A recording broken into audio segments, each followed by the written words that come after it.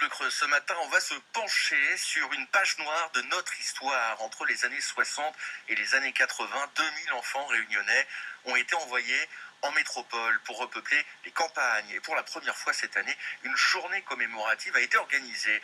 On en parle avec la secrétaire de la Fédération des enfants déracinés d'Outre-mer qui répond à vos questions, Justine Morel.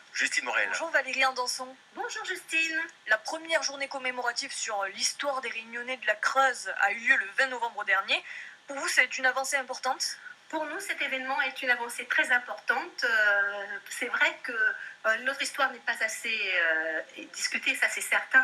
Je pense qu'il y a beaucoup trop de personnes qui ne sont pas encore au courant de ce pan de l'histoire qui, je le répète, est une histoire politique. Donc nous, toutes ces actions vont permettre de sensibiliser la population sur le plan national et international pour avoir le maximum de soutien. C'est ce que l'on souhaite, c'est avoir le maximum de soutien de la population.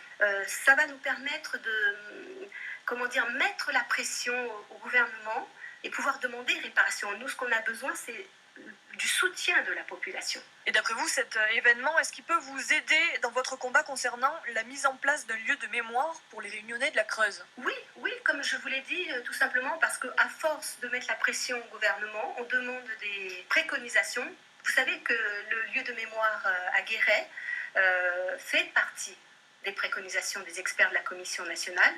Donc pour nous, il est plus qu'évident qu'il faut que ce lieu de mémoire et de ressources soit installé à Guéret. D'ailleurs, ce lieu de mémoire, il devait être installé dans le foyer jeunes travailleurs de Guéret, mais le projet a été suspendu. Du coup, actuellement, on en est où ? Actuellement, où on en est ? Tout simplement, donc les plans sont faits, le budget a été établi. Le problème, c'est le financement, bien évidemment.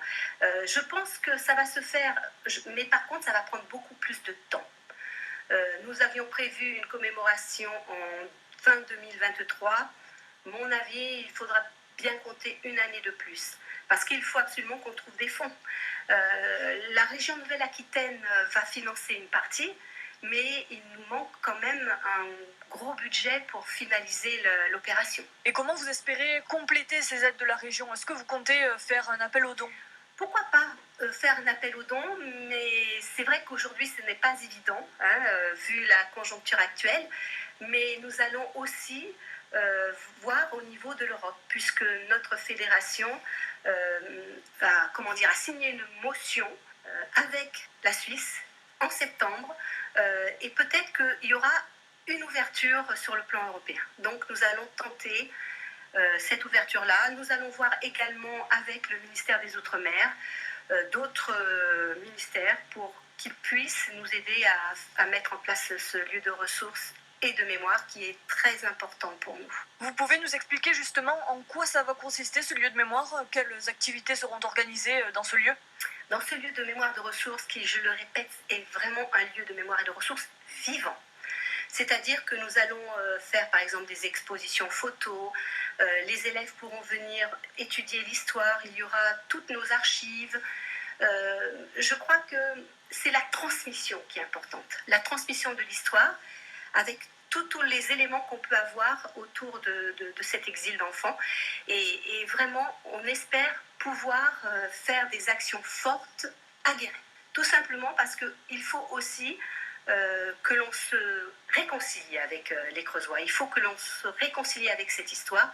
Il ne faut plus stigmatiser la Creuse. Merci Valérie Andanson. Merci Justine, merci beaucoup à vous pour votre soutien parce que c'est très important. L'invité de France Bleu Creuse est à podcaster, à réécouter dès maintenant sur francebleu.fr.